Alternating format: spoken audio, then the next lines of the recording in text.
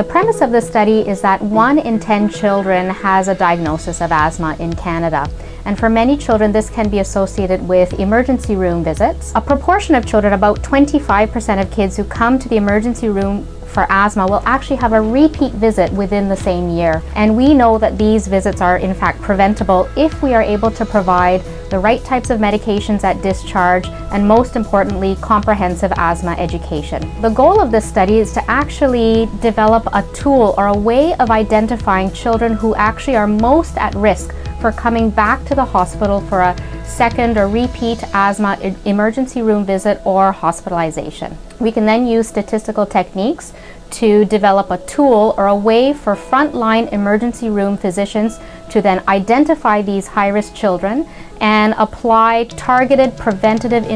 interventions just for those children who really would benefit most. If we are able to develop this prediction rule or tool for emergency room healthcare providers to use, we should be able to prevent subsequent emergency room visits for asthma or even hospitalizations for asthma for these children. That would result in a significant reduction in health resource use, but most importantly, help the lives of these children and families who are missing time off school, missing days of work, and having significant negative